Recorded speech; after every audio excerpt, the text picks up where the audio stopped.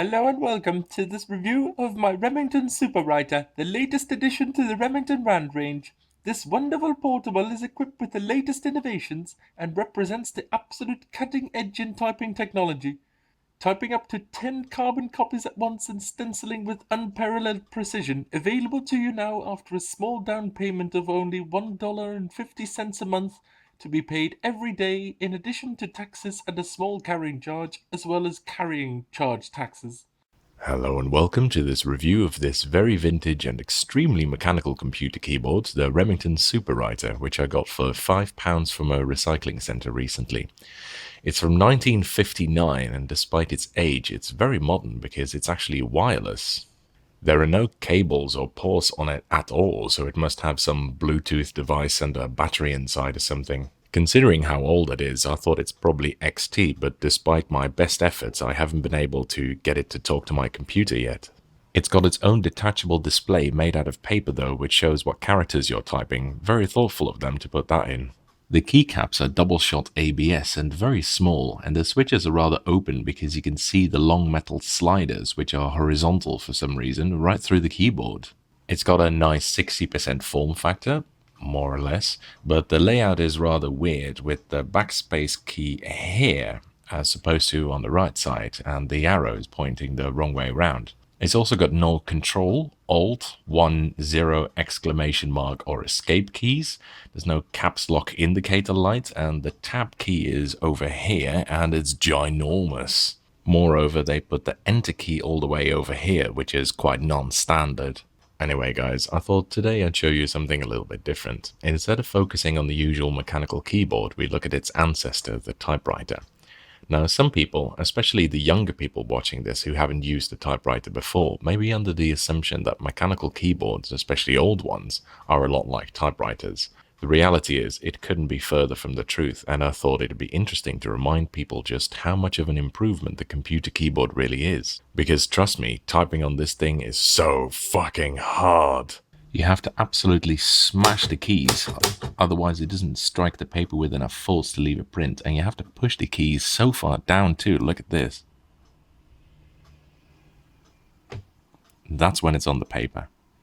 And you can really only use your index fingers because the other fingers are too weak and imprecise, and you can only type slowly anyway because otherwise the type bars slam into each other and get stuck like that.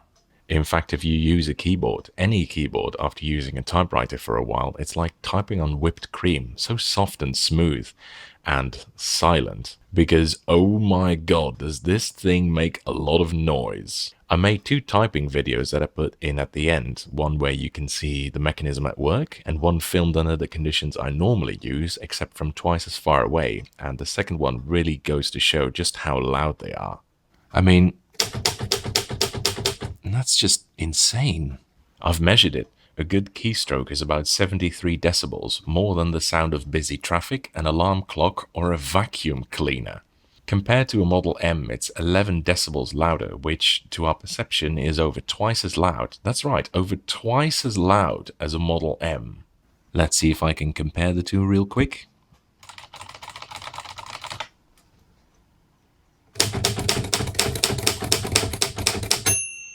Also, although this typewriter weighs more than 14 kilograms, about the same weight as a whole computer nowadays, it actually moves around quite a bit just because of how violent its operation is. These classic type bar typewriters brought Remington huge commercial success until the IBM in one fell swoop almost completely took over the whole market with the invention of the revolutionary Selectric typewriter, which used a bizarre but incredibly clever mechanism built around a rotating golf ball to type the letters on instead of using these type bars. And the Selectric itself paved the way for electronic typewriters because it contains a very simple analog to digital converter to bring up the right character on the golf ball. And of course the electronic typewriter eventually led to the computer keyboard, which in turn, at the moment, is slowly losing ground to the touchscreen. Even still, the legacy of the typewriter lives on in the form of the Qwerty Layout, which was developed to cope with the technical limitations of the typewriter. And because of the incredible popularity of these Remington typewriters, their layout was eventually just taken for granted and ported to electronic typewriters and even computer keyboards and touchscreens, even though the reasons for the layout have long since stopped being relevant.